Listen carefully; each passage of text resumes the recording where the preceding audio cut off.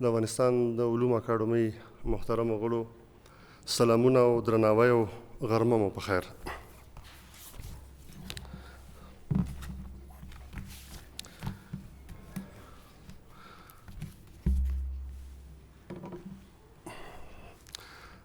ملت ته د حساب ورکونې د دې پروسې په لړۍ کې د افغانستان د علومو اکاډمۍ د یو مسؤل او دولتي ادرس په توګه د خپلو ټولو هغه چارو چې په 1999 کال کې په علومو اکاډمۍ کې ترسره شوي دي د هغې راپور له تاسو سره شریکوو او زه پوهېږم چې مخکې له مخکې هم د راپور په بشپړ ډول هم په دري او هم په پښتو ژبه د رسنیو له همکارانو سره شریک شوی دی، خو بیا هم زه کوشش کوم چې مهم او د ضرورت پر بنسټ باندې هغه برخې له تاسو سره شریکې کړم چې کومې د علومو اکاډمۍ د 1999 کال په راپور کې ځای په ځای شوي دي. د افغانستان د اسلامي جمهوریت د علومو اکاډمۍ مخینه یا بنسټ یا تاریخي مخینه تقریبا یوه پیړۍ مخکې زمانې ته رسیږي. په 1901 یا په 1919 میلادي کال پښتو مرکه جوړه شوله او په 1910 کابل ادبي انجمن جوړ شو، په 1911 کندهار ادبي انجمن جوړ شو او په 1914 کال د پورته ذکر شوو ټولو انجمنونو له یو ځای کېدو څخه پښتو ټولنه جوړه شوه. پر 1920 لمریز کال آریانا دایرة المعارف انجمن په کابل کې جوړ شو، په 1921 کال د تاریخ انجمن جوړ شو او په 1945 کال د لرغونپوهنې امارت او په 1954 کال د پښتو څېړنو د نړیوال مرکز د بنسټ ډبره کېښودل شوه چې په 1949 کال د دغه ټولو بنسټونو له یو ځای کېدو څخه د افغانستان اکاډمي جوړه شوله او بالاخره په 1950 کال د دغه ټولو مرکزونو له یو ځای کېدو څخه د افغانستان د علومو اکاډمي رامنځته شوله.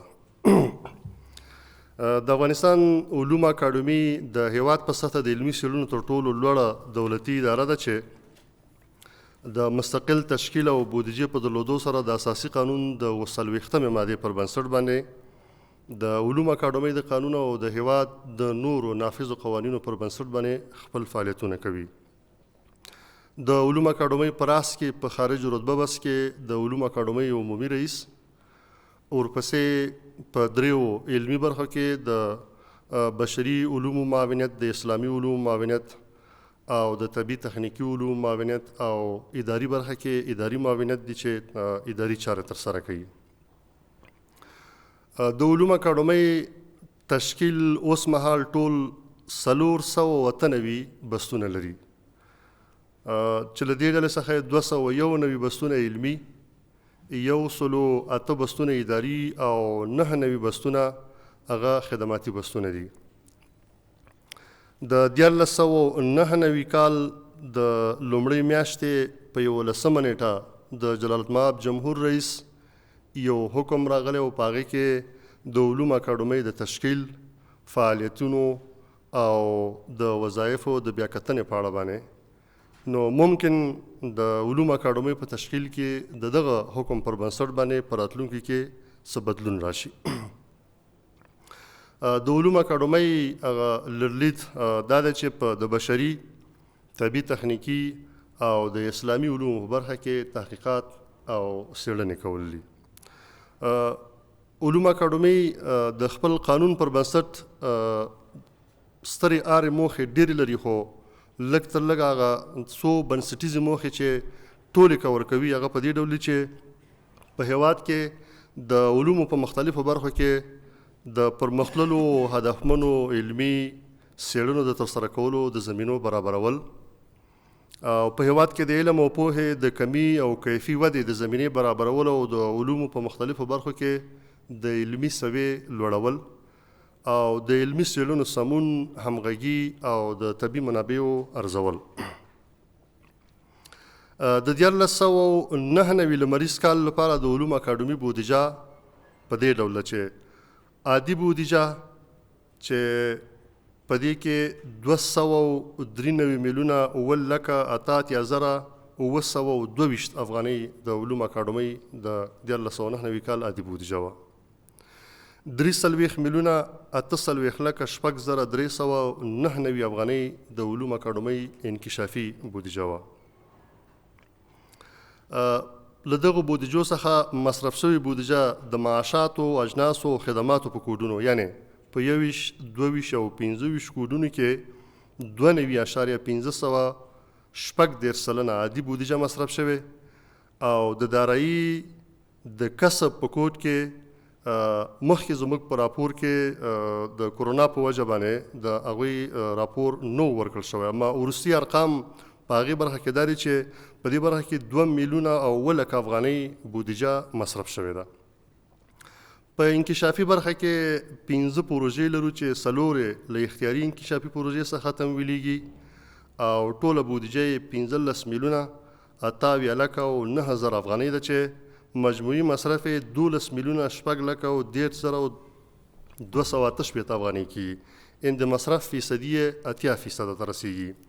او یوه پروژه چې د اترا ادارې لخوا په غیر اختیاري بودیجې څخه تمویلیږي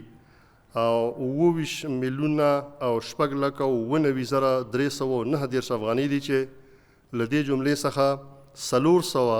4 میلیونه او 1,62,520 افغانۍ مصرف شوي چې د مصرف فیصدي یې 15.2% ده. د تشکیل په برخه کې یو بله مسله چې ورته باید اشاره وشي هغه دا ده چې موږ د علوم اکاډمۍ په تشکیل کې په علمي برخه کې 44 د جندر بیلانس په اساس باندې ښځینه علمي غړي لرو او په اداري برخه کې موږ 14 ښځینه کارکوونکي لرو چې د علوم اکاډمۍ د ټول تشکیل 21% جوړوي. په 1999 کال کې د علوم اکاډمۍ سترې لاسته راوړنې هغه په لاندې ډول دي. اول،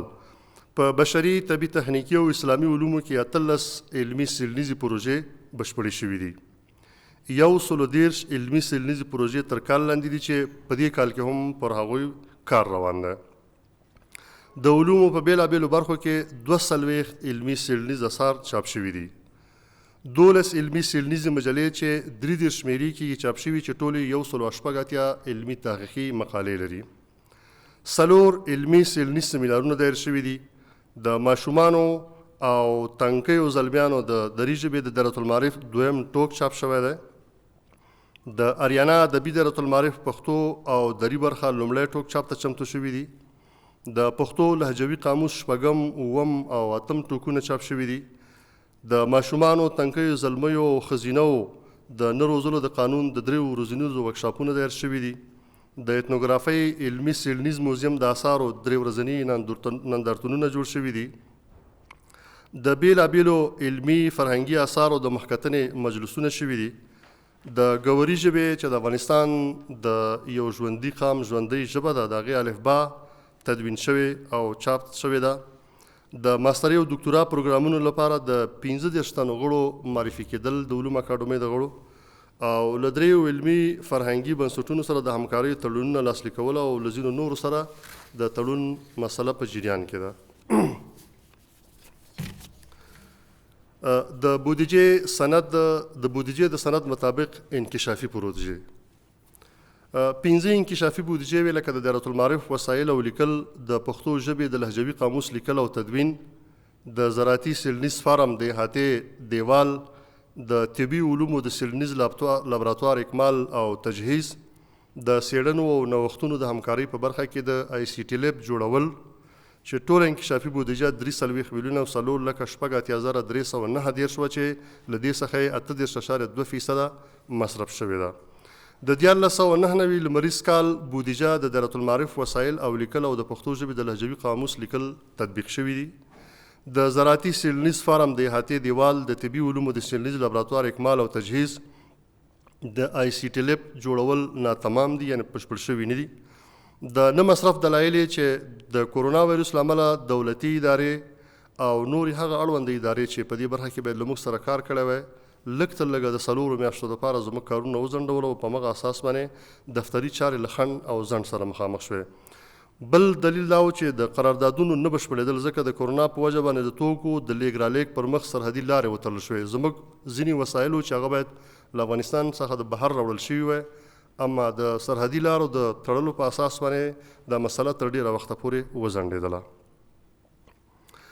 او د پالیسۍ او د تقنین په برخه کې د علومو اکاډمۍ په 1999 لمریز کال کې لاسته راوړنې په لاندې ډول دي. د جلال المآب ولسمشر د حکم پر بنسټ د علومو اکاډمۍ د فعالیتونو د ارزونې په برخه کې یوه نوې هراړخیزه طرحه جوړه شوې چې د علومو اکاډمۍ د چارو د ښه والي په برخه کې به ډېر مثبت اغیز ولري. د دغې نوې طرحې پر بنسټ باندې د علومو اکاډمۍ پخوانی قانون او د علمي ترفیعاتو د استخدام او په ځینو نورو برخو کې د مقررې باندې بیا له سره کار شوی، ټوله بشپړه شوې. یوازې د حکم د تطبیق لپاره د هغو ادارو چې د دې حکم پر بنسټ باندې علومو اکاډمۍ د کار دپاره موظف شوي وي د هغوی چلند له لارې دا باید عدلیې وزارت ته لاړ شي او پرمخ یعنې موږ د قانونو د پالیسۍ په برخه کې په علومو اکاډمۍ کې په بشپړ بل ډول باندې په خپلو قوانینو باندې بیا کتنه کړې. د ادارې د چارو د پرمختګ او د کارونو د چټکتیا دپاره مو په بېلابېلو لایحو او طرزالعملونو باندې کار کړی چې دغه ټول اسناد او یا حمایوي اسناد موږ سره شته که ستاسو چا په کار و بیا درته ښودلی هم شو. د انکشافي پروژو د تطبیق له لارې د خلکو پر ژوند اقتصادي او اجتماعي اغیزې. موږ تاسو ته مخکې خپلې انکشافي پروژې ذکر کړلې چې هغه تر ډېره پورې داسې پروژې نه دي چې هغه د په بهر کې د ډېرو خلکو له ژوند سره تړاو ولري او یا لږ ته لږه د هغوی پر ژوند باندې مستقیما د اغیزو خبرې. خو هغه څه چې علومو اکاډمۍ کې هغه علمي تحقیقي کارونه وي، نو د علومو اکاډمۍ انکشافي پروژې د اړوندو علمي برخو او علمي چارو د پرمختګ، پیاوړتیا، اسانتیا او ښه والي لپاره په پام کې نه نیول کیږي. نو په هره علمي برخه کې چې تولیدات رامنځته کیږي نیغ په نیغه د ټولنې د وګړو پر ټولنیز او اقتصادي حالت اغیز شیندي. په دې معنی چې موږ د اسلامي علومو، طبیعي علومو او بشري علومو په بېلابېلو برخو کې تحقیقات او څېړنې کوو. هر علمي تحقیقي اثر او هر علمي تحقیقي مقاله چې لیکل کیږي هغه د دې ټولنې په یو نه یو ډول د یو مسلک د پیروان د کارونو سره سر خوري او د هغوی مطالعه او له هغوی څخه زده کړه د هغوی په ژوند کې تغییر راولي او د هغوی په کومو برخو کې چې دوی کار کوي پر هغوی باندې مستقیما اغیز لري. په دې معنی چې موږ یو معنوي کار کوو او معنوي کار د ټولنې د علومو برخه کې د اذهانو په روښانولو کې برخه لري او اذهان چې کله روښانه شول نو هر هغه غړی په خپل فیلډ کې د ټولنې د خدمت مصدر ګرځي او اغیزمن کارونه ترسره کوي. د هیواد پر عوایدو د پروژو اغیز. پروژې موږ مخکې تاسو ذکر کړي هغه علمي څېړنیزې پروژې چې د علومو اکاډمۍ په بېلابېلو برخو کې لیکل کیږي، بازار ته د پلور لپاره عرضه کیږي او له دې لارې چې کوم عواید راجمع کیږي هغه دولت ته سپارل کیږي. په 1999 کال کې علومو اکاډمۍ 3,15,406 افغانۍ عاید درلوده. په داسې حال کې چې موږ ته د مالیې وزارت له لوري راکړل شوی ټارګټ چې و هغه 2,55,140 افغانۍ و چې په دې حساب باندې علومو اکاډمۍ د خپل ټارګټ نه تقریبا 53% اضافه عواید دولت ته ورکړي. تاسو پوهیږئ علومو اکاډمۍ د انکم او د عایداتو نورې سرچینې نه لري، یوازې د خپلو اثارو او تولیداتو په برخه کې دغه لاسته راوړنې لري. د اداري فساد په وړاندې بنسټیز او مهمې کړنې. د 1999 کال د ادارې د بهبود او اصلاح په موخه په بېلابېلو برخو کې بدلونونه راغلي. د وړتیا، ژمنتیا او کاري مخینې له مخې نوې ګمارنې شوي دي او د ادارې د تفتیش اړوندې برخې په چارو کې د اداري فساد د مخنیوي لپاره خپلې هڅې ګړندې کړي. د فساد د مخنیوي لپاره په علومو اکاډمۍ کې د اداري فساد په وړاندې د مبارزې یوه کمیټه را جوړه شوې ده او د اطلاعاتو ته د لاسرسي او د علومو اکاډمۍ د فعالیتونو په برخه کې خلکو ته د لاسرسي لپاره د علومو اکاډمۍ ویب سایټ او نور ټولنیزې رسنۍ د علومو اکاډمۍ په هغې کې وخت پر وخت د علومو اکاډمۍ په اړه باندې راپورونه او معلومات له خلکو سره شریکېږي. د فساد په وړاندې د مبارزې کمیټې په خپلو کارونو کې تر اوسه پورې لاسته راوړنې درلودلې او دا چاره مخ په وړاندې روانه ده. د راتلونکي لپاره د افغانستان د علومو اکاډمۍ د ادارې پروګرامونه او برنامې څه شی دي؟ موږ اراده لرو چې په 1400 کال کې لږ تر لږه 50 علمي څېړنیز تحقیقي اثار چاپ کړو. 14 علمي څېړنیز سیمینارونه دا پلان شوي دي، دا باید دایر کړو په علومو اکاډمۍ کې. اما د دې ترڅنګ د حکومت او په خاص ډول د دولت له لوري په بېلابېلو برخو کې، په هغو برخو کې چې علومو اکاډمۍ د هغې مسؤلیت، وړتیا او صلاحیت لري، د کال په جریان کې په بېلابېلو مسایلو ورکشاپونه، سیمینارونه او کنفرانسونه موږ ته محول کیږي چې هغه موږ ترسره کوو. د نمونې په توګه تاسو ته صرف او صرف اوس 2 چې عاجل په بیړني ډول باندې حکومت له موږ نه غوښتي او هغه باید موږ تطبیق کړو. د هغه 14 سیمینارونو ترڅنګ هغه یو د افغانستان او ترکیې د ډیپلوماټیکو اړیکو 100 کلن جشن منځل کیږي په افغانستان کې، او د حکومت د حکم پر اساس باندې د افغانستان د علومو اکاډمۍ د سیمه ییزو مطالعاتو مرکز مکلف دی چې د افغانستان او ترکیې د 100 کلونو سیاسي، اقتصادي او فرهنګي اړیکو په اړه باندې یو سیمینار جوړ کړي. په همدغه پروګرام کې 2 سیمینارونه نور وړاندې شوي چې یو د امان الله خان او د ترکیې د اړیکو پر اساس ترمنځ اړیکې د هغه د واکمنۍ په وخت کې، او بل هم د سیمې د یو فرهنګي شخصیت چې تر ډیره پورې تعلق له افغانستان سره دی، د مولانا جلال الدین محمد بلخي، او د هغه اغیز د افغانستان او د ترکیې د اړیکو په برخه کې. چون موږ د ژبو د ادبیاتو مرکز لرو، د تاریخ انسټیټوټ لرو، د سیمه ییزو مطالعاتو مرکز لرو، دا 3 وړه موضوعات د علومو اکاډمۍ په دې 3 وړو برخو پورې تعلق لري او موږ په دې برخه کې مکلف یو چې کار وکړو. یا مثلا په راتلونکي حمل میاشت کې د کمال خان بند پرانیستل کیږي، او د دې بند د پرانستې دپاره په ټول افغانستان کې د حکومت له لوري د ځینو پروګرامونو تابع نیول شوی چې لږ تر لږه د علومو اکاډمۍ د خپل کاري مسؤلیت په برخه کې موږ کولی شو د سیستان په ټوله حوزه، چون کمال خان په نیمروز او نیمروز د لوی سیستان برخه او په تاریخي لحاظ باندې سیستان د لوی افغانستان برخه ده، موږ په تحقیقي ډول باندې د سیستان په تاریخ، فرهنګ، د کمال خان بند اقتصادي او سیاسي او اقتصادي اهمیت، د زراعت او د کرکلي په برخه کې په دې کې دغه سیمینارونه دي چې موږ د دې 1400 سیمینارونو ترڅنګ د کال په جریان کې او ممکن د کال په اوږدو کې ځینې نور سیمینارونه هم علومو اکاډمۍ ته محول شي چې ترسره یې کړي. موږ اراده لرو چې 4000 ټوکه اریانا ادبي دایرة المعارف هم په پښتو ژبه او هم په دري ژبه په 1400 کال کې چاپ کوو. چارې بشپړې شوي، لیکل شوی، د ایډټ او ټولې چارې پای ته رسېدلي، یوازې د چاپ مرحله پاتې او په راتلونکي 1400 کال کې به دا چاپ شي. د علومو اکاډمۍ د ټولو چارو د منظم پرمختګ لپاره د لنډمهالي، منځمهالي او اوږدمهالي نوي ستراتیژیک پلان جوړول په پام کې نیول شوي. موږ مخکې پلانینګ لرو، خو د دې په خاطر چې ځینې تغییرات او بدلونونه راځي او یا د وخت او د اړتیا پر بنسټ باید علومو اکاډمۍ د وخت او حالاتو سره سم قدمونه واخلي، هم د تحقیق، هم د ارتقا د ظرفیت او هم د څېړنې په نورو برخو کې. نو په دې اساس باندې علومو اکاډمۍ د راتلونکي لپاره خپل پروګرامونه د هغې لپاره د ستراتیژیک پلان جوړول په پام کې نیولي دي. د علومو اکاډمۍ د چارو د ښه پرمختګ لپاره د نویو طرز العملونو او لایحو جوړول. تاسو پوهېږئ کله چې د یوې ادارې قانون پاس شي، د قانون پر بنسټ د مقررو پر بنسټ باندې طرز العملونه او لایحې جوړېږي، نو موږ مکلف یو د خپل نوي قانون او د نوې مقررې د پاسېدو سره سم د علومو اکاډمۍ د چارو د پرمختګ لپاره نوي طرز العملونه او نوې لایحې جوړې کړو. د اشتغال لپاره په نوې طرحه کې قراردادي څېړنې او د ژباړې ملي مرکز وړاندیز شوی. د جلالت مآب رئیس جمهور د حکم پر اساس باندې د علومو اکاډمۍ د دویم معاون، د جلالت مآب دویم معاون په سرپرستۍ د 3 ادارو په همغږۍ د علومو اکاډمۍ لپاره یوه طرحه جوړه شوې چې په هغې کې بېلابېل پروګرامونه او بېلابېل نوښتونه چې لږ تر لږه په راتلونکي کې باید علومو اکاډمۍ ترسره کړي پلان شوي، چې په هغې کې یو د قراردادي څېړنو موضوع مطرح ده او بل د ژباړې یو ملي مرکز. موږ په افغانستان کې له بده مرغه د ژباړې یو ملي مرکز نه لرو. تاسو پوهېږئ چې د علومو په برخه کې وده یا به په ژباړه کوي، یا به په ریسرچ او تحقیق کوي، یا به خپله تولید لري. تر هغې پورې که موږ په یو برخه کې متخصص کسان نه لرو، نو موږ کولی شو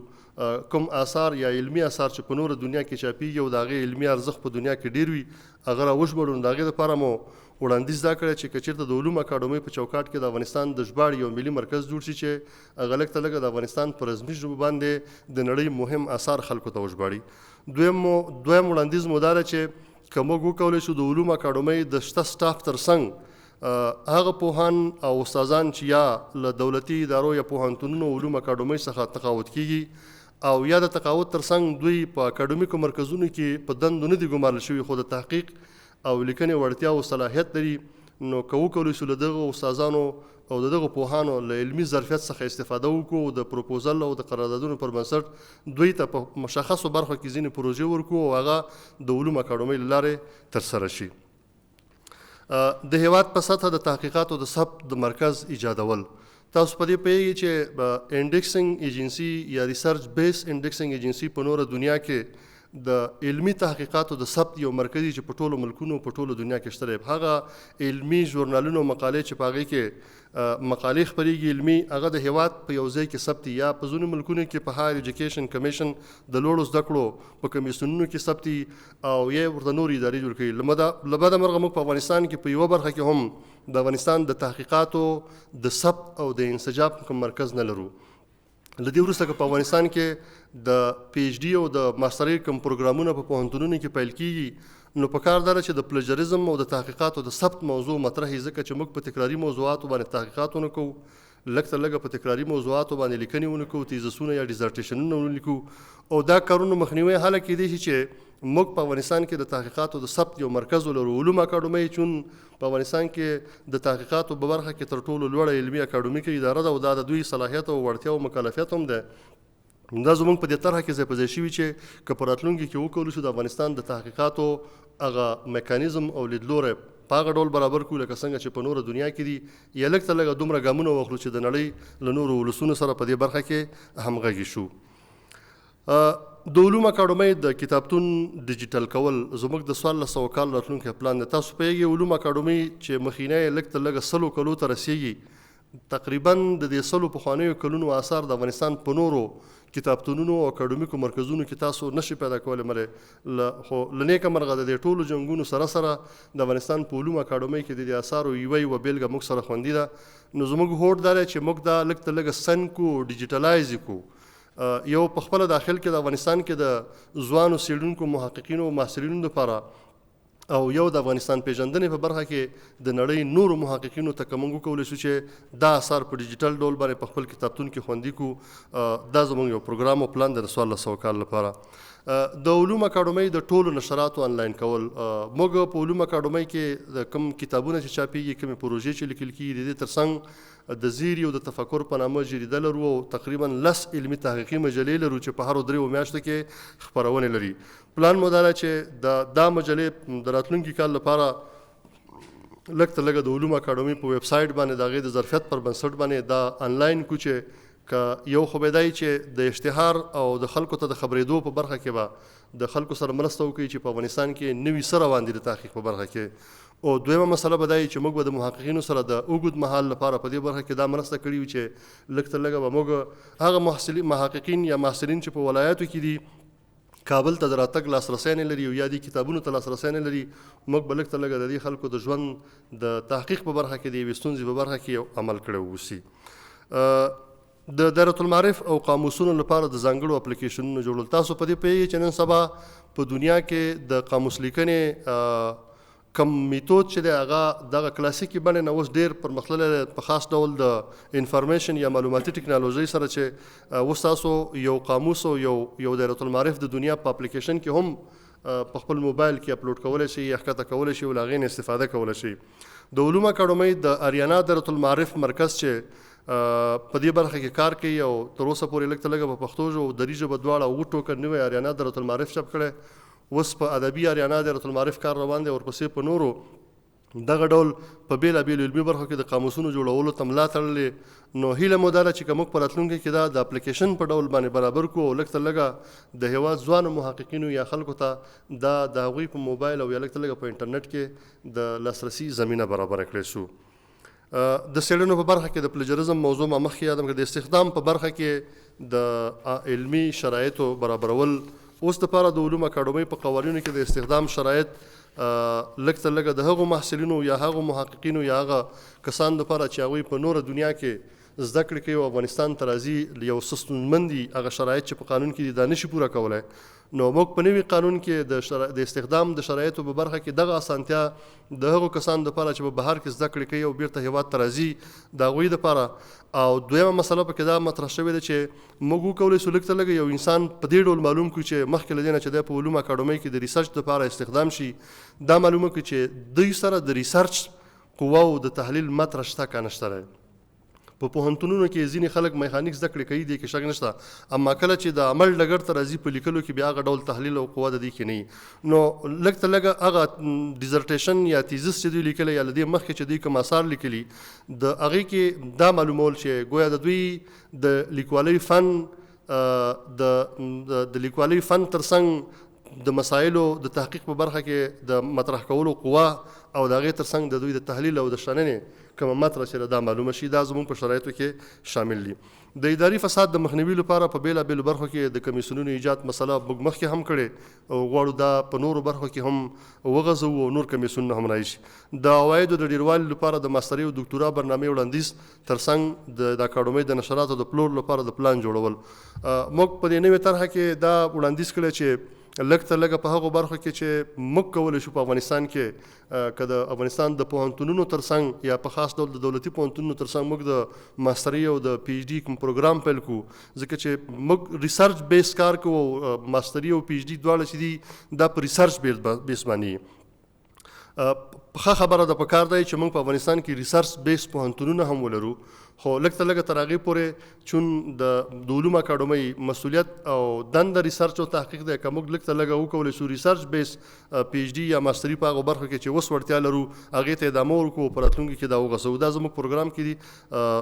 د افغانستان ټولو علمي اکاډمیکو مرکزونو سره د علوم اکاډمۍ د نشراتو رسول موږ په 1999 کال کې هم دا هڅه او کوشش کړی چې له بدخشان نیولې تر نیمروز او له غور نیولې تر نورستان لږ تر لږه د افغانستان هغو پوهنتونونو کتابتونونو ته چې اوس پکې زده کړې روانې دي او یا فعال دي د افغانستان د علوم اکاډمۍ نشرات دا ورسوو په راتلونکي کې مو هم دا هوډ ده چې د راتلونکي کال لپاره لږ تر لږه په داخل کې په کابل کې ټولې هغه دولتي ادارې چې هغوی لږ تر لږه علمي تحقیقاتي مرکزونه یا کتابتونونه لري او یا د افغانستان ټول هغه پوهنتونونه چې په ولایاتو کې دي یا په داخل کې دي وکولی شو خپل نشرات هغوی ته ورسوو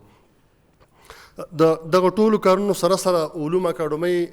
څه ستونزې او ننګونې هم لري چې هغه هم غواړو تاسو سره شریک وو یو دا چې د علوم اکاډمۍ د علمي او اداري غړو د ظرفیت د لوړولو لپاره بودیجه نه لري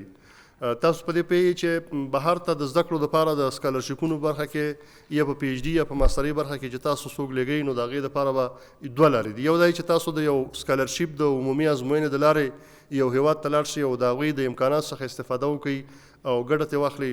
دویمه لاره دی چې ادارې په خپلو غړو باندې پانګونه کوي او د هغوی د ظرفیت د لوړولو لپاره باید ځینې پیسې او امکانات ولري متاسفانه موږ سره دا شی نشته چې په کار داره چې که په دې برخه کې په راتلونکو کې زمینه د دې مساعده شي چې موږ د ظرفیت د لوړولو لپاره یو څه امکانات په لاس کې ولرو د علوم اکاډمۍ د علمي او اداري غړو د ظرفیت لوړولو لپاره د بورسونو نشتون مشخص سکالرشیپونه هغه څه چې د افغان حکومت دولت سره مرسته کیږي په کار داره چې د هغې نه ځینې مشخص سکالرشیپونه د علوم اکاډمۍ د اداري او علمي غړو د ظرفیت د لوړولو لپاره دې دپاره زمینه برابره شي د علمي ډپارټمنټونو د تشکیل کمښت موږ په علوم اکاډمۍ کې د یوې علمي تحقیقي برخې یو ډپارټمنټ لرو خو متاسفانه د تشکیل له کمښت له وجې موږ په دې ډپارټمنټ کې یا یو کس یا دوه کسه او نهایت یا درې کسه لرو تاسو په دې پوهیږئ چې په یو علمي رشته کې مثلا په تاریخ حقوق ژرنالیزم سوشیالوژي یا په هره برخه کې چې وي د ټول افغانستان په سطحه باندې لږ تر لږه یو کس یا دوه کسه یا درې کسه د هغې تحقیقات او ریسرچ دا کافي نه د افغانستان وګړو نفوسو ټولنو د افغانستان اړتیاو ضرورتونو ته پر پام سره لږ تر لږه د علوم اکاډمۍ د علمي ډپارټمنټونو د غړو موضوع په راتلونکي تشکیل کې یا لږ تر لږه دې برخه کې توجه وشي نو دا زموږ یو ننګونه ده چې لږ تر لږه موږ په یو کس دوه کسو باندې نشو کولی د ټول افغانستان دپاره په یو علمي برخه کې ریسرچ او تحقیق وکولی شو دریم مسله د تحقیقاتو د هیواد په ځینو ولایتونو کې د ساحوي چلونو لپاره د امنیت نشتون تاسو په دې پوهیږئ چې اوس په ټوله دنیا کې په فیلډ بیس ریسرچ باندې قضاوتونه کیږي لایبرري یا کتابتوني ریسرچ چې دی هغه تر ډیره پورې په ځینو مسایلو کې اوس دویمه درجې اهمیت لري. متاسفانه زموږ ځینې تحقیقي علمي پروژې چې هغه باید موږ په ولایاتو کې په فیلډ ریسرچ په صحابي ریسرچ یا په میداني ریسرچ باندې ترسره کړو، د نامنۍ په وجه باندې زموږ کسان هغه سیمو ته نشي تللی. که تاسو غواړئ مثلا د نمونې یا د بیلګې په توګه تاسو د افغانستان په پامیري ژبه باندې ریسرچ او تحقیق وکوئ، نو تاسو مجبور یاستئ چې د افغانستان د بدخشان، شغنان، واخان او یا د هغې نورو ولسوالیو ته ورشئ چې هلته لږ تر لږه د دې ژبو اوس ژوندی حال وپلټئ چې دا ژبې ژوندۍ دي، مړې دي، په کم حال کې دي، د دوی ستونزې او مشکلات څه دي، په دې ژبو باندې څومره تاثیرات او اغېزې شوي، دا ژبې څومره یو بل سره نږدې دي، څومره ورته والی لري، یا لږ تر لږه د افغانستان د یوې فرهنګي میراثې په توګه د دې د ژوندي ساتلو لپاره څه کول پکار دي. نو دغه سیمې ټولې ناامنه دي. په دې سیمو کې موږ د فیلډ ریسرچ دپاره د زمینې موږ دپاره دا زمینه یا همدغه ډول موږ د زراعت په برخه کې همدغه ډول مثلا تاسو د یو تاریخي د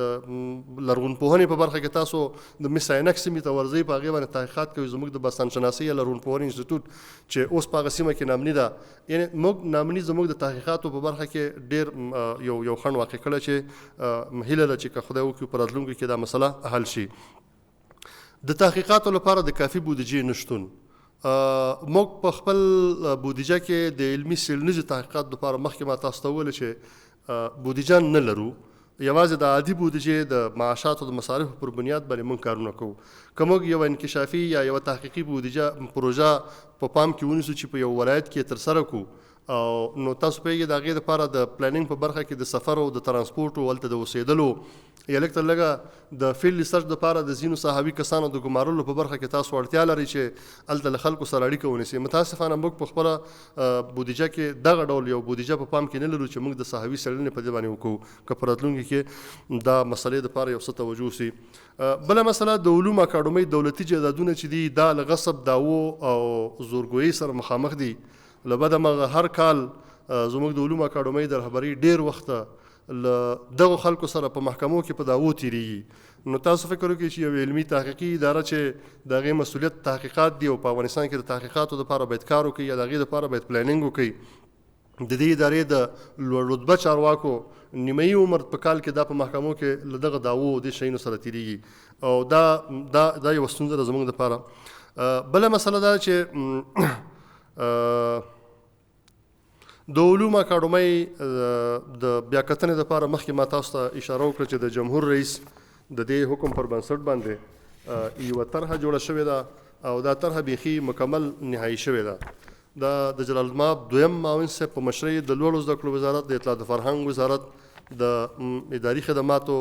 اداره، د رئیس جمهور د فرهنګي مشاورینو او د علومو اکاډمۍ لوري په 1999 کال د اولې میاشتې په 11 نیټه باندې حکم راغلی. موږ ټول کال په دې طرحه باندې کار کړی دی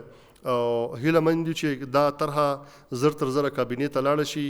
او موږ ځکه د دې حکم پر بنسټ باندې په علومو اکاډمۍ کې هم په علمي برخه کې هم په اداري برخه کې استخدام په ټپه درېدلی. موږ هیڅ ډول که هر څومره کسان زموږ یا تقاعد کېږي او یا ضرورت کېږي د ادارې دپاره موږ استخدام نشو کولی. هغه څه چې موږ د راتلونکي پلانینګ دپاره په خپل ستراتیژیک پلان کې باید شامل کړو هغه د دې طرحې برخه دي. چون له کابینې پاس شوي نه دي، موږ یې نشو کولی د ستراتیژیک پلان برخه کړو. په لنډ ډول په دې طرحه کې چې څه شی د اکاډمۍ د بهبود دپاره وړاندیز شوي دي، نو په کار ده چې موږ د راتلونکي 1400 کال لپاره کم ستراتیژیک پلان د لنډ مهال او منځ مهال او اوږد مهال لپاره علومو اکاډمۍ ته جوړوو. نو د دې ټولې خبرې په هغې پلان کې ځای په ځای کېږي. هیله مند چې دا طرحه د زر تر زره له کابینې پاس شي، ځکه زموږ دپاره دا لږ تر لږه اوس د یوې ننګونې په توګه ده. زموږ لخوا وړاندیزي حل لارې د دې لپاره دا دي چې د څېړنو لپاره د ځانګړې بودیجې تشخیص شي، د ظرفیت لوړونې لپاره د علومو اکاډمۍ ته د بورسیو زمینه مساعدول یا ځانګړې بودیجه ورکول شي، د اړوندو علمي ډپارټمنټونو تشکیل د ډیر شي او په ځینو ولایاتو کې د صحوي څېړنو د ترسره کولو لپاره د امنیتي تدابیرو نیول. حکومت او دولت دواړه دی د علومو اکاډمۍ د دولتي جایدادونو د غصب، دعوا او زورواکۍ مسلې ته جدي پاملرنه وکړي. دا د هغه فارمټ پر بنسټ باندې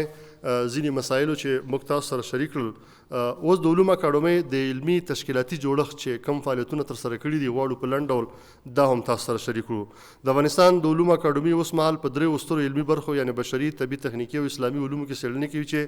هره برخه یې خپل ځانګړي مرکزونه، انستیتوتونه او ډپارټمنټونه لري. لومړی بشري علوم چې دا 7 علمي څېړنیز مرکزونه لري: د ژبو او ادبیاتو مرکز، د ټولنیزو علومو مرکز، د لرغونپوهنې مرکز، د کوشاني څېړنو مرکز، د پښتو څېړنو بین المللي مرکز، د سیمه ییزو مطالعاتو مرکز او د آریانا دایرة المعارف مرکز. په دغه ټولو مرکزونو کې د بشري علومو په 1999 کال کې علمي څېړنیزې پروژې بشپړې کړي. هغه 7 علمي څېړنیزې پروژې چې د هغې نومونه تاسو سره غواړم شریک کړم: د پښتو د منظومو ادبیاتو په پرمختیایي بهیر کې د ښځو ونډه، مقایسې، هنري حوزې شرق کشور با تکسیله، د نورستان په فولکلوریکو او شفاهي ادبیاتو کې د میرمنو دریځ او د پښتو ادبي فنونو کره کتنه، له پښتو سره د ګوري او ساوي ژبو اړیکو او پرتلنه،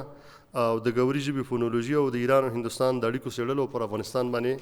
اغیزې. د بشري علومو په علمي مرکزونو کې په 1999 کال کې 81 علمي څېړنیزې پروژې دا تر کار لاندې وې او لا هم بشپړې شوي نه دي. دا 81 نومونه تاسو ته نه اخلم، یوازې د بیلګې په توګه مثلا د پښتو او دري تاریخي ژبنۍ اړیکې او توپیرونه، د پښتو معاصرو ادبي ژباړو د بهیر تحلیلي څېړنه،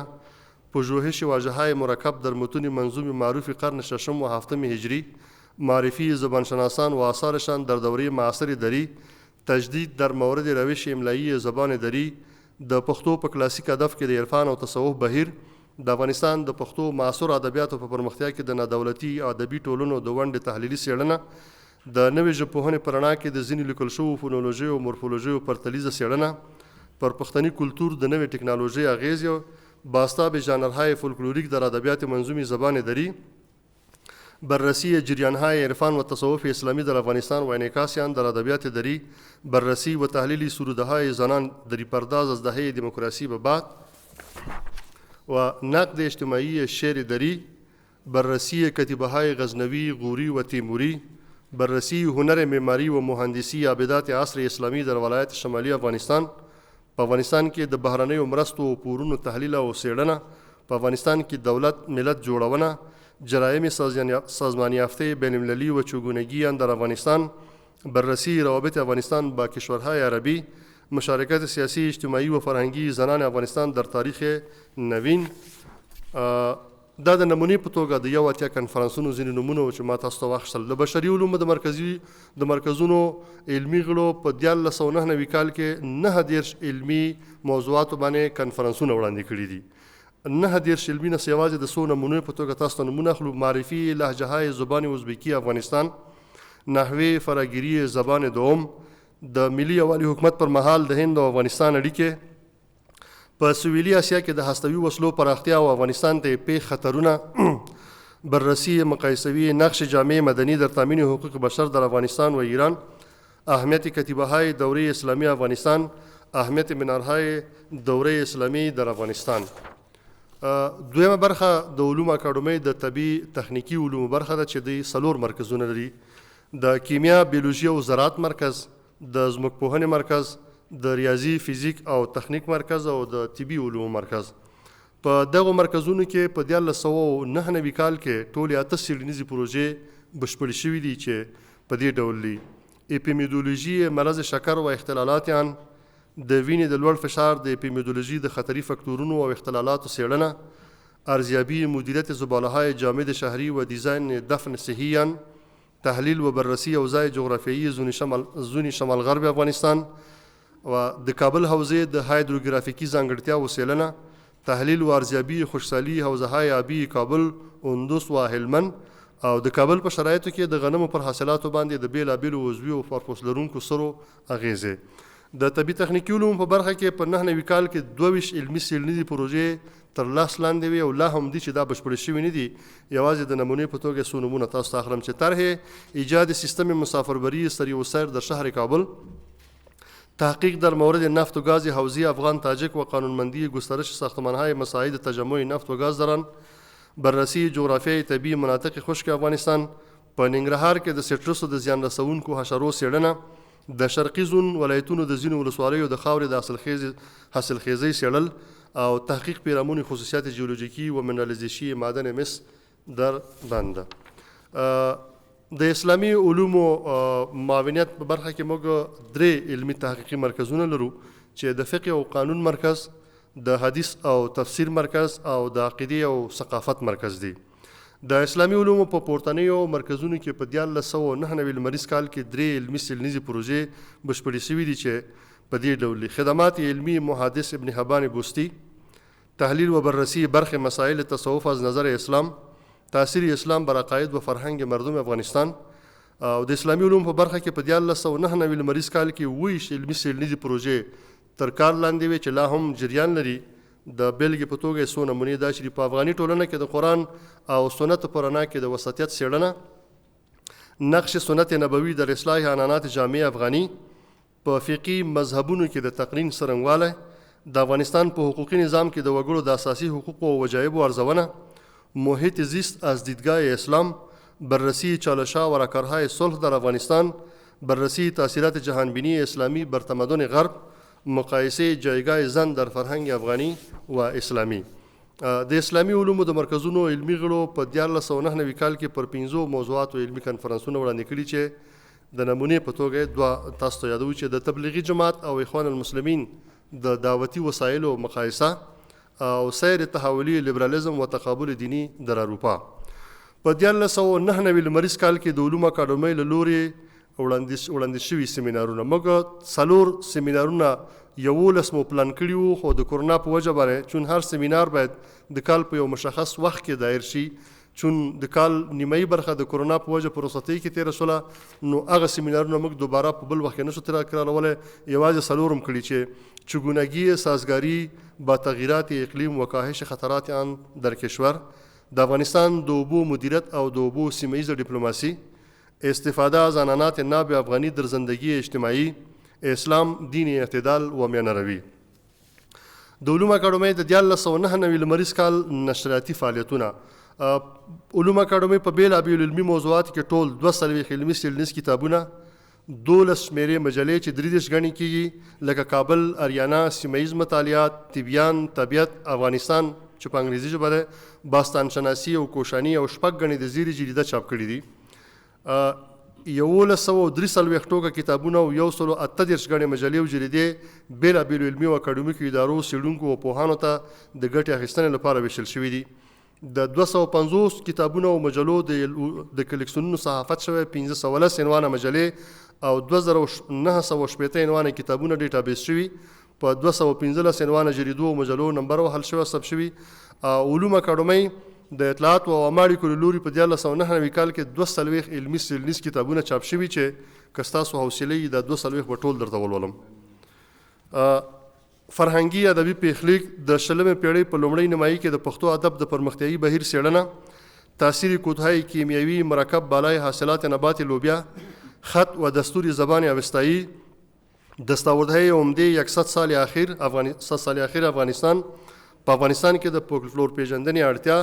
بررسی مسئله کمبود آب در شهرهای بزرگ کشور و راههای حلیان، دستور چینی لومړی، دویم او دریم ټوک، تعیین وقت مناسب بذر و تاثیر آن بالای مقدار حاصلات زعفران در شرایط کابل. په پښتو ادبیاتو کې د سریزې لیکنې دود او ارزښت، د سواد پښتو ادب او ثقافت، طرح ایجاد و سیستم مسافربری سریسیر در شهر کابل، د پروستات د سلیمي هایبریا پلازیا د عملیاتي درملنې او له عملیات څخه وروسته د مقدمو اختلالاتو څیړنه، په حقوقي او جنایي چارو کې د انکار احکام او اغیزې، د بیان ازادي د اسلامي شریعت له نظره، قرآن د بشریت لارښود، د فولکلور پوهنې سمپوزیم، فلسفه اخلاق،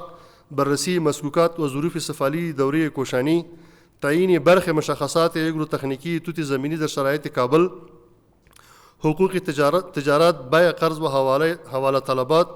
د افغانستان د سیمه‌ایزو اړیکو 15 کلن پیښلیک یا کرونولوژي، پژوهش درباره وضعیت آب در آسیای مرکزی و ارتباطیان با افغانستان، د ادبیات و فلسفه، د پښتني فولکلور چاپي مجموعه څېړندود، د ګوري ژبې د ولسي ادبیاتو شکل او مضمون، شیوع مرض لشمانیا و طرق جلوگیریان در افغانستان،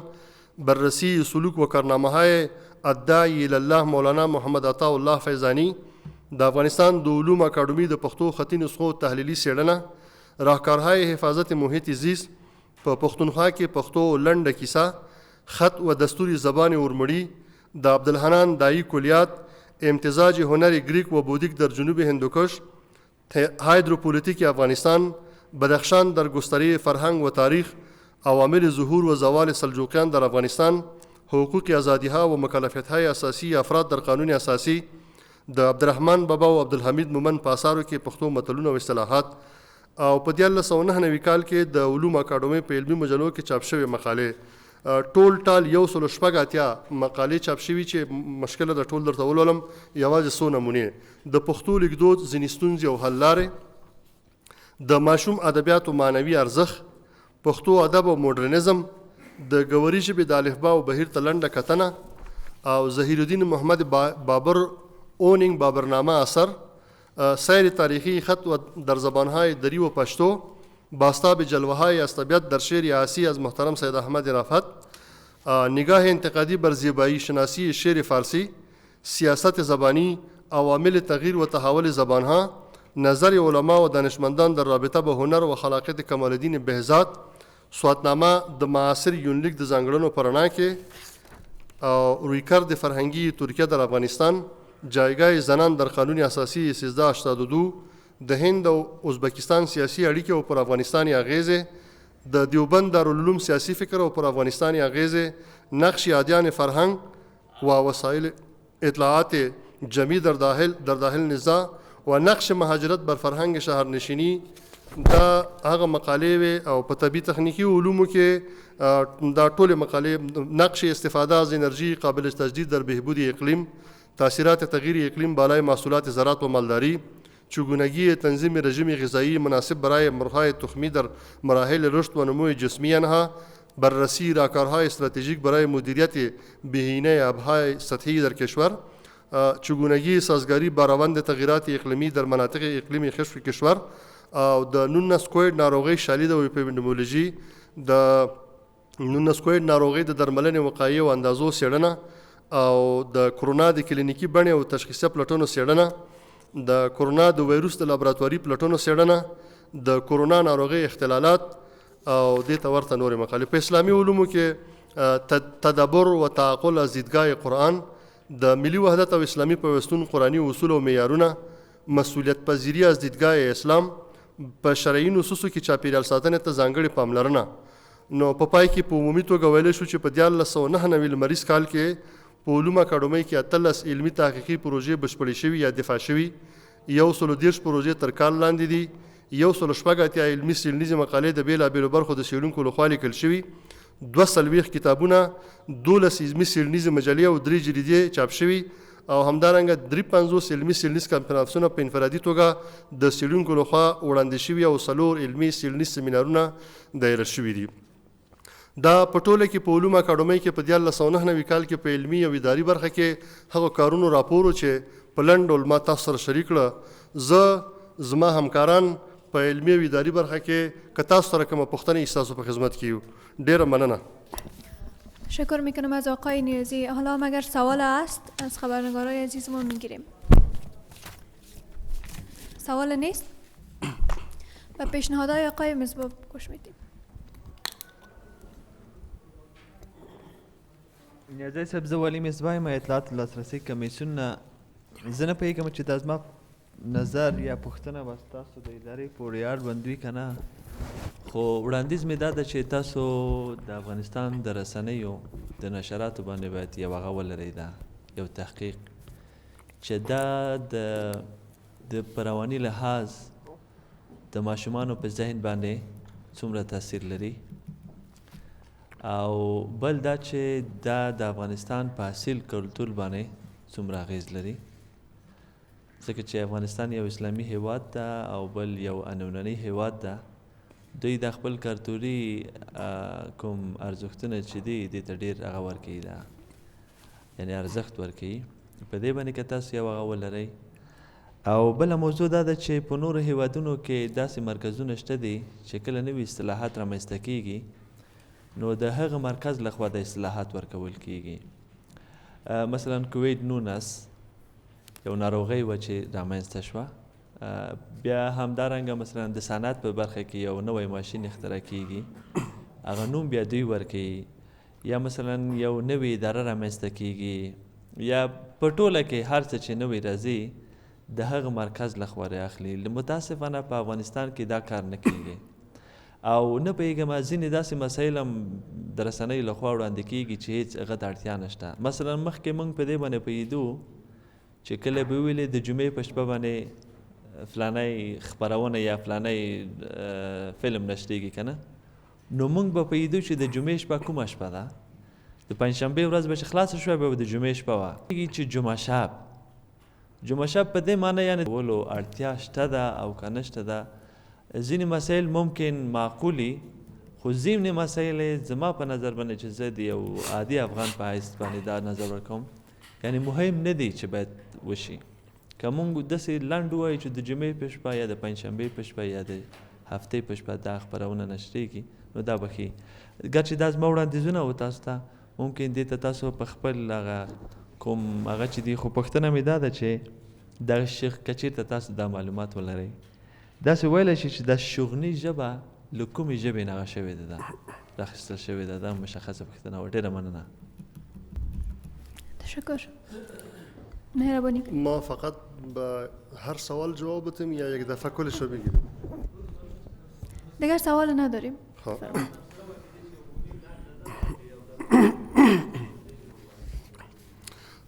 ډېره مننه. ستاسو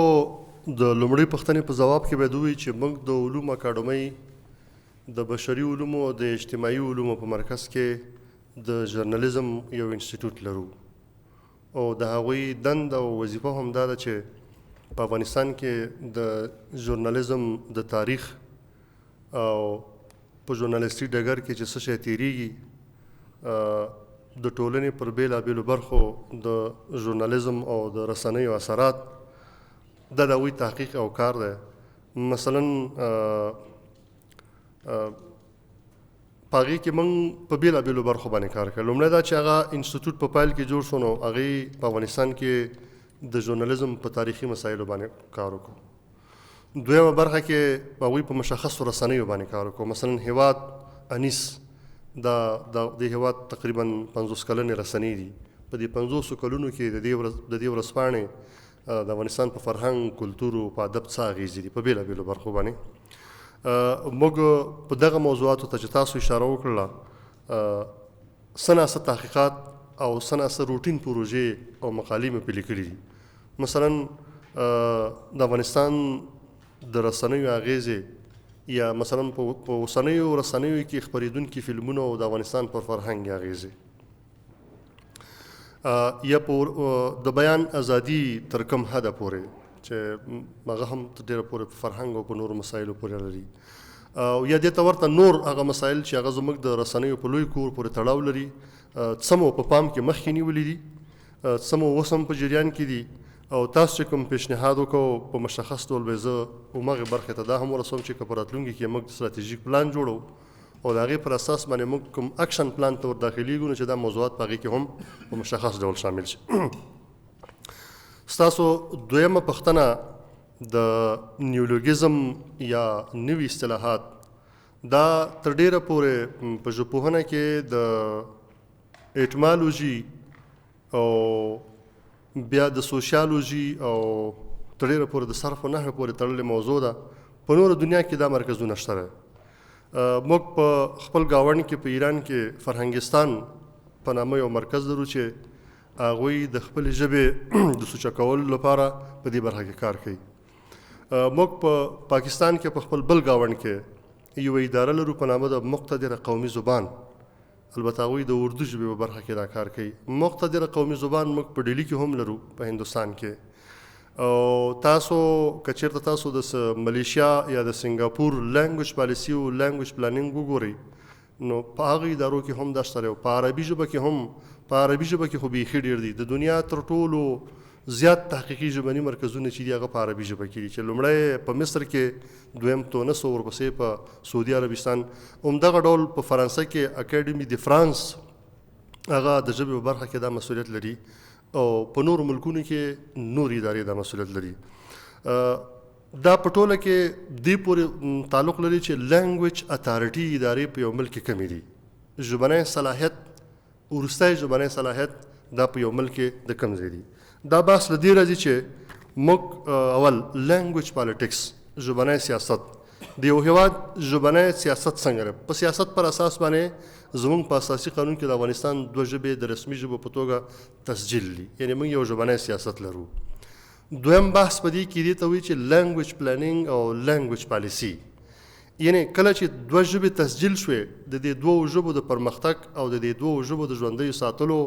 د 2 ژبو دپاره به چیرته کار کوي. دا بېلابېل ادارې دي، اطلاعات و فرهنګ ورته کار کوي، تحصیلات علم ورته کار کوي، علوم اکاډمي ورته کار کوي، معارف کې ورته کار کوي، په نصاب کې ورته کار کوي. دې پسې وروسته راځي وایي چې لینګویج اتارټي اداره کومه یوه ده، یو مشخصه اداره چې هغه په یوې ژبه کې د نیولوګزم او یا د نویزونو موضوع را مطرح کړي. علوم اکاډمۍ له پخوا راهیسې په افغانستان کې یو لینګویج اتارټي اداره وه او دوی د اصطلاحات یا هغه څه چې زموږ لږ سبا موږ د ملي ټرمینالوژي په توګه منو دا وضع شوي که د هرې ژبې دي خو راغلي دي. هغه وختونو کې انفارمیشن ټکنالوژي دومره په ګړندۍ په دنیا کې نه وه روانه چې د هر چا کور او هر چا محفل ته د هغه د ژبې په برخه کې یو دم زرګونه کلمات راننوځي. د یوه موبایل له لارې زموږ ستاسو هر یو کور ته زرګونه کلمې راننوتي. اوس بس په دې راځي چې دا صلاحیت د چا ده چې دا کار وکړي، او بل په دې اداره کې صلاحیت د چا ده. ژبپوهان په خاص ډول د ایتمالوژي چې هغه ریښه د کلمې وپېژني چې یوه کلمه چې له یوې ژبې راځي دا ریښه د دې روټ د دې څه شی ده. دویم مسله دا ده چې که چېرته موږ دې کې په ژبپوهنه کې یو بحث دا دی چې تاسو د نوو کلمو د نوو په الفاظو په لږ راتګ سره 4 لارې خپلولی شئ. یوه دا ده چې که چېرته نوې کلمه تاسو ته راځي نو تاسو وګورئ خپل زاړه متون د خپلې ژبې او په هغې متونو کې که د دې کلمې دپاره کومه کلمه کارل شوي دا متون که متروک هم وي دا راژوندي کړئ، بیرته د خپلې سټنډرډ یا معیار ژبې برخه وګرځوئ. که په متونو کې پیدا نه شو تاسو په خپل ډایلکټس یا په لهجو کې د یوې ژبې دا کلمه ولټوئ. یوه ډېره کوچنۍ لهجه ستاسو د ژبې په یوه ډېره لرې او وروسته پاتې سیمه کې دي خو چې د دې کلمې دپاره په هغې لهجه کې یوه کلمه وي دا کلمه تاسو له هغې راوړئ او د خپلې معیاري ژبې یا سټنډرډ ژبې برخې وګرځوئ. که په دې 2 کې مو هم پیدا نه کړی شو نو بیا 2 اکیډمیک او ساینټیفیک لارې دي. یو یا به کمپاونډ ناون جوړوئ، تاسو په انګریزي کې د کمپاونډ ناون شاهدان هستئ چې لکه ایپل جوس د مڼې جوس، تاسو به کمپاونډ ترکیبي نوم جوړوئ. ترکیبي نوم به له څه شي جوړوئ؟ یا به له فعل جوړوئ یا به له مصدر جوړوئ. په دې معنی چې یوه ریښه به د یوې ژبې کې بله به ورسره تړئ او د هغې نه به تاسو یو کمپاونډ ناون جوړوئ. دا کارونه په افغانستان کې پخوا هم شوي وو، اوس هم شته دی، خو دا لږ متفرق دي. متاسفانه متفرق په دې دي چې ما تا ته مخکې وویل چې د صلاحیت اداره شته خو ژبپوهان نشته دی. ژبپوهان چې هغه اول په ایټمالوژي وپوهېږي، دویم په سوشو لینګویسټکس په ټولنیزه ژبپوهنه وپوهېږي، ځکه چې ژبه له ټولنې سره تړاو لري، د ټولنې هر تغییر په ژبه تاثیر لري. چې ته یو ټولنیز ژبپوه نه لرې دا تغییرات نشي څېړلی چې دا څنګه وارد شوي. درېیمه مسله دا ده چې دې دپاره باید ته د تاریخي ژبپوهنې استادان ولرې چې د یوې کلمې تاریخي بهیر تا ته وڅېړي. متاسفانه 13-40 کلونه مخکې موږ په لږ ته لږه په پښتو د دې دواړو ژبو کې په علوم اکاډمۍ کې او په کابل پوهنتون کې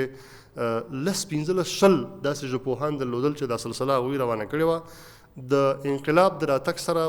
د ژبپوهنې برخه متاسفانه دا 0 شونه. نو اوس د بهرنیو کلمو د راتګ یو سیلاب را روان دی. موږ نوې څه شی شروع کړي، نوې مو دا پام کې نیولی چې د پښتو او دري ژبې اول دې کې خو دا مسله تر ډېره پورې سیاسي هم ده، تر ډېره پورې سیمه ییزه هم ده. ډېر خلک په دې مسایلو نه پوهېږي چې سټنډرډ لینګویج څنګه جوړېږي، د هغې مؤلفې څه شی دي، د یوې کلمې په جوړښت کې به څه شی په پام کې ونیول شي. لنډیز، اختصار، آهنګ، انټونیشن چې ورته وایي، په غوږونو د هغې اورېدل، تلفظ او لیکلو برخه کې. یوه کلمه که تاسو د یو ځای راخلئ یو بل سره فکر کوي چې زما د سیمې کلمه لاړه. موږ یو اراده کړې ده اول چې په دواړو برخو کې هم په پښتو کې هم په دري کې د یو ټولمنلي لیکدود یا لیکلار دپاره یوه لاره پرانیزو چې موږ پخوا په خپل ناپ او سوچه دري ژبه د افغانستان کې کم الفاظ او کلماتو د دې دپاره کارول او اوس څه شی پکې دودیږي یا څه شی را روان دي د نورو ژبو د ترجمو پر اثر همدغه ډول په پښتو کې دا کار مو پلان کړی. همداسې کال مو هم یو سیمینار په خپل پلان کې د معیاري لیکدود اړتیا، ستونزې او حل لارې دا په پام کې نیولي چې یو اول موږ ستونزې هغه اسیب شناسي چې ورته وایي ستونزې په ګوته کړو، د ستونزو د په ګوته کېدو نه وروسته د هغې دپاره حل لارې ولټوو او دا په متفق ډول وکوو، ځکه چې دا که یوه سیمه یې کوي یوه اداره یې کوي د بلې خوا نه غږ پورته کېږي یو تر حده پورې سیاسي مسله هم ده، نو دې شي ته زموږ فکر دی او په راتلونکي کې به انشاءالله دا ستاسو وړاندیز دا هم په پام کې ونه شي. شغناني ژبه دا اوس د نړۍ ژبې چې دي دا په ژبنیو کورنیو کې تثبیت شوي دي. لا هم په دنیا کې ځینې داسې ژبې شته چې هغه د ژبنیو کورنیو برخه نه دي ګرځېدلي، هغې ته آیسولیټ یا منفردې ژبې ویل کېږي. زموږ په دې سیمه کې د ژبو یوه کورنۍ ده انډو یورپین لینګویجز ورته وایي، انډو اروپایي کورنۍ. دا انډو اروپایي کورنۍ 4-5 شاخونه لري چې یو ته جرمانیک او سلاویک، بالتیک، هلنیک، یوه په دې کې اریک یوه فرضي ژبې نوم دی چې ډېر پخوا و په دې سیمه کې د اریایانو. دا اریک کورنۍ چې ده د ژبو دا بیا 3 څانګې لري. یوه ته اریاني وایي چې په دې کې اوستا، میدی، ساکی، خوارزمی، پارتی او پښتو، دری، بلوچی، کردی او پراچی او دا زموږ د پامیر ژبې دا په دې برانچ کې ځای په ځای شي. بلې په دې منځ کې یو بل برخه د دې ته داردیک ژبې وایي. په داردیک ژبو کې نورستاني، پشهیي، گاوري، براهوین شماشتی، وټپوري، تراهي، پالولا، شینا، کلکوټي، بټيري او ځینې نورې منکیالي دا ژبې شاملې دي. بله برخه چې دا هغې ته انډو اریایي وایي چې په هغې کې ویدي، سنسکریټ، پراکریټ، پالي، هندي، پنجابي، ګجراتي، سنهالي، مراټي دا ژبې شاملې دي. دا 2 بحثونه پرېږدو. دا یو بحث چې مخکې ورته ویلو چې دا د شغني ژبې له کمې ژبې پیدا شوې ده. موږ په دې سیمه کې لرغونې ژبې ما تاته مخکې وویله چې اوستا، میدي، پارتي، خوارزمي، باختري دا ژبې لرو. دې ژبو په مرور د زمان په خپل میراث نورې ژبې پرېښي، نورې ژبې چې هغه د سیمې هم دا اوس دا اوسنۍ ژبې دي. موږ اوس لږ تر لږه په پامیر سیمه کې 15 پامیري ژوندۍ ژبې لرو او تر ډېره پورې هم په سیمو پورې دي. شغني په شغنان پورې، روشاني په روشان درې پورې، سنګلیچي په سنګلیچ درې پورې، واخي په واخان درې پورې، په نور پورې تړل شوي دي. یعنې داسې مشخصه ریښه د دې کلمې چې شغناني دی داسې مشخص له یوې ژبې راوتي داسې نشته دی چې دا ژبه موږ ووایو چې مشخصه دا ژبه ده. اما ما تاته وویل چې لکه څنګه چې انسانان د پلرونو د نیکونو په میراث پاتې دي، دغه ډول اوسنۍ ژبې د پخوانیو لرغونو ژبو په میراث پاتې دي. دا چې کومې ژبه کې د کومې ژبې تاثیرات ډېر پاتې دي دا بېله مسله ده او په کومو ژبو کې د کومو ژبو تاثیرات لږ پاتې دي. د صرفي، نحوي او مورفولوژیکي جوړښتونو او نږدېوالو پر بنسټ باندې د نړۍ ژبپوهانو دا ژبې سره په یوه کورنۍ، په یوه څانګه او په یوه ژبڅانګه کې شاملې کړي دي. نو دا د تاریخي ژبپوهنې یو ډېر اوږد بحث دی. فکر کوم دلته به ډېر غني په هر صورت لږ تر لږه ما چې څومره کولی شو هغه دا دی یا لږ تر لږه زه چې څومره ویلی سم موږ داسې نشو ویلی چې شغني، روشاني او سنګلیچي دا د یوې مشخصې ژبې رازېږېدلي دي. اما موږ داسې ویلی شو چې دا ژبې د ټولو هغو ژبو پیداوار یا لوڼې ژبې دي چې په دې سیمه کې دود وي پخوا. ډېره مننه. تشکر میکنم از آقای سیرانوال دکتر رفیع الله نیازی، سیرانوال برهان الله نیازی، آقای شجاع امان، حضار گرامی، خبرنگارای عزیز ما، همچنان اعضای کمیسیون دسترسی به اطلاعات. برنامه حسابدهی دولت به ملت امروز ما همینجا به پایان میرسه. تا برنامه بعدی همتون به خدای پاک میسپارم. وقتتان خوش آمدید.